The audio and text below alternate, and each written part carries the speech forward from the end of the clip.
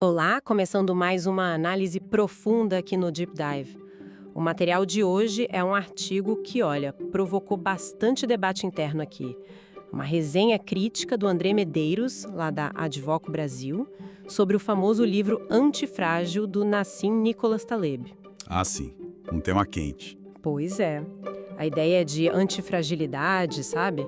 Aquela coisa de ficar mais forte com o caos, parece música para os ouvidos de quem trabalha com direito no Brasil, né? Sem dúvida. Afinal, viver de lidar com incerteza é quase descrição do cargo para muita gente. Mas o André Medeiros, ele não veio para aplaudir cegamente. Ele pega o conceito, vira do avesso e pergunta: espera aí, será que é bem assim? Exato. E o interessante do texto do Medeiros é justamente essa postura. Ele reconhece o brilhantismo do Taleb, claro, mas, assim, não compra o pacote completo, sabe? Entendo. Ele questiona. Ele desmonta a ideia, aponta o que ele considera, talvez, inconsistências ou até perigos. Especialmente quando a gente tenta aplicar isso no nosso contexto jurídico, que é tão cheio de peculiaridades, de desigualdades, né? A nossa conversa aqui vai seguir bem essa linha de raciocínio que ele apresentou. Perfeito. Então vamos lá. O primeiro ponto que o Medeiros levanta é quase um puxão de orelha no Taleb, né? Essa coisa de se beneficiar do caos. Parece que falta uma peça. Falta algo ali. Não basta ser jogado aos leões, né? Você precisa ter alguma capacidade de, sei lá, aprender com a experiência, alguma estrutura para processar o que aconteceu. E ele questiona algo que Taleb, na visão dele, não responde de forma satisfatória. Qual é o segredo?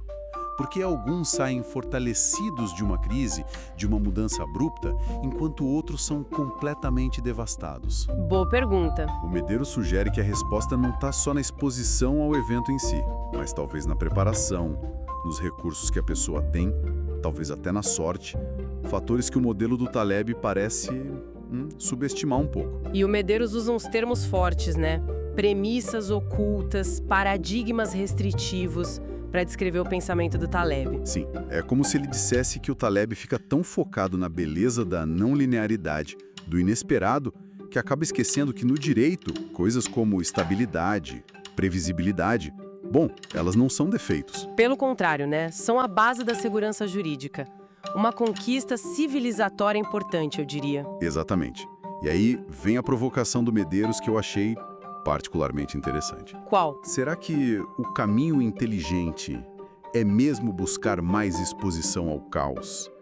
Ou será que o progresso, especialmente em áreas como o direito, está em refinar nossa capacidade de minimizar a exposição a certos tipos de caos, de construir proteções mais eficazes, sem cair na rigidez excessiva, claro? É uma inversão de perspectiva, né? Bem interessante. Totalmente. E tem a questão ética que o Medeiros aponta como como ele chama, uma lacuna estratégica gritante no trabalho do Taleb. Ah, sim. Esse ponto é crucial. A crítica dele é que essa filosofia antifrágil pode acabar soando como uma espécie de darwinismo social sofisticado. Aquela ideia meio perigosa de que os fortes, os antifrágeis, prosperam na desordem. Enquanto os custos dessa desordem, os experimentos que dão errado, as crises, são pagos por todos, né? Principalmente pelos mais vulneráveis. Exato. E isso bate muito com a nossa realidade aqui no Brasil, não acha? Com certeza. Medeiros pergunta: como é que a gente concilia essa busca individual, ou até corporativa, pela antifragilidade, com a necessidade de justiça social? É uma pergunta difícil. Muito. Se a minha antifragilidade depende, de alguma forma, da fragilidade, ou, pior, da exploração de outros, isso é eticamente defensável? É um ponto que Taleb, segundo Medeiros, não aborda com a profundidade que deveria. E o Medeiros alerta também para um risco quase de romantização do caos, né? Sim, como se todo caos fosse bom. Nem toda desordem é criativa, nem toda ruptura leva a algo melhor. Em contextos de muita desigualdade, pouca rede de proteção, como a gente infelizmente vê em partes do Brasil, o caos pode ser só caos. Destrutivo. Exatamente. Daí ele propõe uma alternativa, uma antifragilidade orientada por valores, O sucesso não seria medido só pela sobrevivência ou pelo lucro individual, mas pelo alinhamento com princípios como justiça, bem comum. Uma visão mais humana, talvez. Eu diria que sim. E ele continua. E se essa mentalidade do Taleb for aplicada sem critério no direito? Medeiros pinta um cenário preocupante. Que seria? Decisões judiciais que variam ao sabor do vento, sabe? Um incentivo para o oportunismo de quem sabe navegar na instabilidade. Políticas públicas lançadas como experimentos, sem uma análise séria de risco. E sem mecanismos claros de responsabilização, o famoso accountability. Ou seja, quem responde se dá errado. Justamente. O risco, no fim das contas, é minar a confiança no sistema e aprofundar as desigualdades que já existem. Ok. Depois de tanta crítica, qual é a proposta do Medeiros, então? É para jogar o Taleb fora? Não, de forma alguma. A conclusão propositiva dele é que Taleb oferece ferramentas valiosas, sim, mas elas precisam ser usadas com muito discernimento. Como uma ferramenta poderosa, né? Pode construir ou destruir. Exatamente. Para o Medeiros, no direito, essas ideias precisam ser filtradas por valores normativos claros. Justiça, equidade, proteção aos vulneráveis e, sim, uma dose razoável de estabilidade. Entendi. A verdadeira antifragilidade jurídica, na visão dele, seria a de sistemas escritórios, tribunais, o próprio sistema legal como um todo, capazes de aprender com a desordem, com a volatilidade, sem se tornarem predatórios ou desumanos. Faz sentido. É uma visão mais equilibrada, mais pé no chão, talvez. Agora vamos explorar um pouco o que o Medeiros considera aproveitável. Os conceitos que ele acha que podem ser úteis se bem aplicados. Ele destaca 3 principais. O primeiro é a Barbell Strategy, a estratégia da barra. Essa é clássica do Taleb. A ideia, como o Medeiros a apresenta, é simples e ao mesmo tempo contraintuitiva. Fuja do meio termo. Como assim? Em vez de buscar um risco médio em tudo, combine os extremos. Tenha uma parte enorme do seu portfólio ou da sua estratégia em algo extremamente seguro, quase à prova de falhas. E uma parte pequena em investimentos de altíssimo risco, mas com potencial de retorno gigantesco. E o perigo está no meio. Exato. O perigo estaria no meio, onde o risco é moderado, mas pode ser fatal, e o ganho é limitado. Interessante. E como o Medeiros vê isso aplicado ao direito? Imagino que não seja investir na bolsa com o dinheiro do escritório. Não, claro que não. Ele transporta a lógica para a gestão de risco e estratégia no mundo jurídico. Um exemplo que ele dá é um escritório de advocacia que mantém, 80% da sua atuação em áreas tradicionais, consolidadas. O feijão com arroz que garante a receita. Isso, garantindo fluxo de caixa e estabilidade. Mas reserva 20% dos recursos, tempo, pessoas, investimento, para explorar áreas completamente novas, de alta incerteza. Tipo? Direito digital, regulação de inteligência artificial, temas emergentes, onde um acerto pode significar um salto exponencial para o escritório. Ou um profissional que mantém um emprego estável, mas dedica uma parte do tempo a projetos paralelos inovadores. A ideia é não colocar todos os ovos na cesta do risco médio. Entendi a lógica. O segundo conceito é a via negativa. Adição por subtração. Confesso que eu gosto dessa ideia. Parece tão libertadora. Quem não gosta, né? Medeiros pega essa ideia e aplica diretamente à nossa tendência, quase um vício do mundo jurídico, de achar que a solução para qualquer problema é criar mais uma lei, mais uma norma, mais um procedimento. É verdade. A gente adora complicar. Pois é. A via negativa sugere o oposto. Muitas vezes, o ganho real vem de eliminar o que não funciona, o que é redundante, o que só atrapalha. A pergunta central seria: o que a gente pode parar de fazer? Nossa, consigo imaginar as aplicações práticas. Peças processuais mais curtas e objetivas, talvez. Menos data vênia e mais ir direto ao ponto. Exatamente. Medeiros sugere isso. Menos citações genéricas que ninguém lê, mais foco no argumento central. Na gestão interna dos escritórios, questionar aquelas reuniões improdutivas que poderiam ser um e-mail. As reuniões. Simplificar fluxos de trabalho. E no setor público, a eterna luta contra a burocracia inútil. A provocação do Medeiros é que remover o entulho não é simplismo, é uma forma de inteligência estrutural. Libera recursos, né? Clareza mental. E, ironicamente, pode tornar o sistema mais robusto, menos propenso a erros causados pela complexidade excessiva. Faz todo sentido. Bom, chegamos ao terceiro conceito: skin in the game, risco na própria pele. Esse é polêmico, imagino eu. Com certeza. É o que mais gera discussão. A ideia central, como Medeiros a interpreta, é um princípio quase ético, sabe? Que seria? Quem toma decisões importantes, que afetam a vida dos outros, deveria ter alguma exposição às consequências dessas decisões, sejam elas boas ou ruins.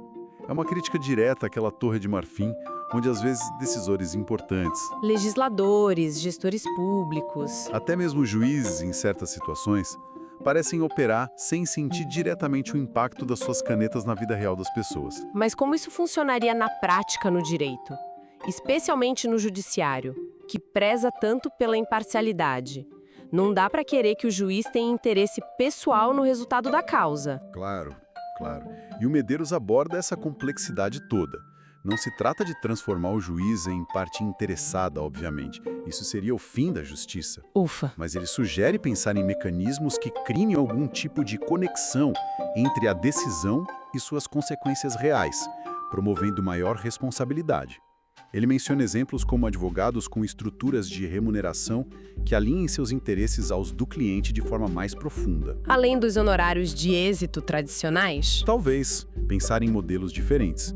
E no judiciário ele pensa em sistemas mais robustos de avaliação de impacto das decisões, mecanismos de prestação de contas, de accountability por erros sistêmicos ou por padrões decisórios que se mostram problemáticos ao longo do tempo. Mas não como punição individual? Não necessariamente como punição individual imediata, mas como aprendizado institucional. A frase que ele usa no artigo é forte, anota aí. O direito só será antifrágil quando quem julga também puder ser julgado. Forte mesmo. Mas não no sentido literal de ir para o banco dos réus por qualquer decisão, e sim de estar sujeito a uma avaliação consequente, séria, do seu trabalho e do impacto dele. É uma mudança cultural profunda que ele propõe. E o André Medeiros, no artigo, ele não fica só na filosofia, né? Ele tenta trazer isso para o chão da fábrica, digamos assim. Menciona ferramentas como uma matriz de transformação estratégica, até um plano de estudos de 7 dias. Sim, ele tenta oferecer um caminho para quem quer começar a pensar sobre isso de forma mais estruturada. A matriz, por exemplo, parece ser um guia para identificar onde aplicar a Barbell Strategy ou a via negativa no próprio negócio, na própria carreira. Prático. O plano de estudos sugere leituras complementares para aprofundar. Ele fala também de mindsets, de atitudes mentais a desenvolver, como a experimentação disciplinada, sabe? Testar ideias em pequena escala, aprender rápido com os erros. E o foco na subtração consciente, gostei disso. E até sugere um diário antifrágil para registrar experimentos e aprendizados.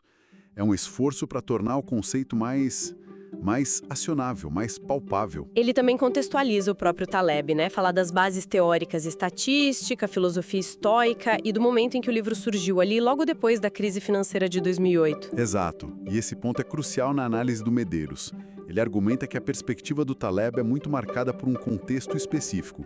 Mercados financeiros, mundo ocidental, uma certa visão liberal da sociedade. E que aplicar isso direto aqui não funciona tão bem. Exatamente. Aplicar isso diretamente na realidade brasileira, com as nossas desigualdades abissais, nossa história de instabilidade institucional, exige o filtro crítico muito atento. O que parece oportunidade para quem tem capital e rede de segurança pode ser apenas risco de ruína para quem não tem nada disso. Faz sentido. E para fazer essa filtragem, o Medeiros coloca o Taleb para conversar com outros autores e teorias. Você mencionou teoria da complexidade, resiliência institucional. Sim, ele mobiliza um arsenal teórico bem interessante. Cita Edgar Morin, Elinor Ostrom, Fritjof Capra, o pessoal de Behavioral Law and Economics, que estuda como a psicologia afeta decisões jurídicas. Que mais? Hans Jonas, com o princípio da responsabilidade, que é super importante. E até Boaventura de Souza Santos, com as epistemologias do Sul, que, resumindo muito, defendem a importância de conhecimentos gerados fora dos grandes centros de poder acadêmico ocidentais. É como se ele dissesse: Taleb, sua ideia é boa, mas olha só, vamos ver o que outros pensadores, com outras preocupações, outras vivências, têm a dizer sobre isso. Justamente. Enriquecendo o debate. Você poderia destacar um desses contrapontos que o Medeiros usa, só para a gente ter uma ideia? Olha, um que acho bem forte é o diálogo com o Hans Jonas. Enquanto Taleb parece celebrar a experimentação e o erro como forma de aprendizado, o Jonas traz uma ética da precaução muito forte. Que diz o quê? Diante do desconhecido e de riscos potencialmente catastróficos, pense em mudanças climáticas ou certas tecnologias, Jonas diria que temos o dever ético de não agir ou de agir com extrema cautela para proteger o futuro. É um freio importante nessa ânsia por testar tudo que o Taleb parece ter. Interessante. E o outro? Outro ponto vem de Boaventura Santos, lembrando que, para grupos historicamente oprimidos, marginalizados, o erro muitas vezes não é pedagógico, não ensina nada. É só mais uma forma de violência, de reforçar a opressão. A ideia de que o tal caos benéfico não é universalmente distribuído é central na crítica contextualizada que o Medeiros faz. Entendi. O artigo também funciona meio como um FAQ, né? Levantando perguntas difíceis que o próprio conceito de antifragilidade suscita. Uma delas é: essa antifragilidade toda não é só uma desculpa bonita para aceitar ou até promover o caos, a desordem? Sim, e o Medeiros encara essa pergunta de frente. Ele admite que a crítica tem fundamento, sim, especialmente se a antifragilidade for usada para justificar a falta de planejamento, o descaso com políticas públicas, a precarização do trabalho. O famoso se vira aí. Exato. A resposta dele, porém, não é descartar o conceito, mas qualificá-lo, como falamos. A questão-chave passa a ser: como nossas instituições podem se preparar para absorver choques e aprender com a volatilidade, sem que isso signifique um retrocesso em direitos ou um aumento da vulnerabilidade dos mais frágeis. A capacidade de resposta organizada e ética é o ponto central para ele. E aquela outra questão sobre o skin in the game no judiciário? Como garantir a responsabilidade sem ferir a independência judicial? Como a gente já falou um pouco antes, Medeiros argumenta que não se trata de comprometer imparcialidade de forma alguma. A ideia é criar sistemas de feedback que realmente funcionem. Que tipo de feedback? Avaliações de impacto mais sérias das decisões. Mecanismos transparentes de revisão de decisões que se mostram consistentemente problemáticas ou fora de padrão. Uma cultura organizacional que incentive o reconhecimento de erros e a correção de rumos. Menos foco na culpa individual e mais no aprendizado do sistema. Exatamente. É menos sobre punição individual por si só e mais sobre responsabilidade sistêmica e aprendizado contínuo. Uma responsabilidade não só ética, mas ele diria também epistêmica. A responsabilidade de reconhecer os limites do próprio saber e estar aberto à correção, à crítica fundamentada. Bom, estamos chegando ao fim desta nossa análise do artigo do André Medeiros. Se a gente fosse resumir assim as grandes lições que ele tira dessa leitura crítica do Taleb, quais seriam? Olha, acho que são 3 pontos principais que o Medeiros martela bastante no texto. Primeiro, a importância crucial de distinguir quem realmente se beneficia da desordem e quem é apenas vítima dela, e como as nossas estruturas sociais influenciam diretamente nisso. Ok. Primeiro ponto. Segundo, a ideia contraintuitiva, mas poderosa, de que o verdadeiro avanço muitas vezes pode estar em refinar nossa capacidade de proteger contra certos tipos de caos e não apenas em abraçar qualquer tipo de desordem. Construir resiliência protetora, não só reativa. Isso. E terceiro, o nó ético fundamental. Como buscar resiliência e capacidade de aprendizado sem atropelar a justiça social e a responsabilidade coletiva que temos uns com os outros. E a mensagem final do Medeiros, pelo que entendi, parece ser um chamado forte à integridade, não é? Totalmente. A antifragilidade que ele defende para o direito não é só uma estratégia de gestão ou de sobrevivência no mercado. É fundamentalmente uma postura ética. Explica melhor. É sobre aprender com os desafios, com as crises, sem perder a humanidade no processo, sem usar a complexidade do mundo como desculpa para falta de responsabilidade. A simetria de risco, o skin in the game interpretado de forma inteligente, contextualizada, seria um pilar dessa integridade. Então não é só sobre ser forte. Não. No fundo, é sobre construir um sistema jurídico que seja não apenas robusto ou adaptável às mudanças, mas que seja, acima de tudo, fundamentalmente justo e responsável perante a sociedade que lhe serve. Então, o que fica desta conversa aqui no Deep Dive foi, sem dúvida, uma exploração das ideias instigantes do Taleb, mas vistas por um prisma muito particular, eu diria. Qual prisma? O olhar crítico, pragmático e, eu diria, profundamente brasileiro do André Medeiros. Uma tentativa muito interessante de traduzir um conceito global para os desafios específicos do nosso direito aqui no Brasil. Exato. E talvez a reflexão que fica para quem nos ouve e que atua nesse universo jurídico tão complexo e, por vezes, caótico, seja justamente essa. Diante das críticas e das propostas levantadas por Medeiros, como podemos, individualmente e coletivamente, cultivar o que ele chamaria de uma antifragilidade ética? Como podemos buscar nos fortalecer e aprender com a turbulência constante do nosso sistema, mas fazendo isso de forma responsável, dentro de estruturas que, convenhamos, nem sempre incentivam a transparência ou a prestação de contas? Como navegar essa tensão toda no dia a dia da profissão aqui no Brasil? É algo para se pensar. Fica a reflexão, então. Encerramos por aqui esta análise. Até a próxima.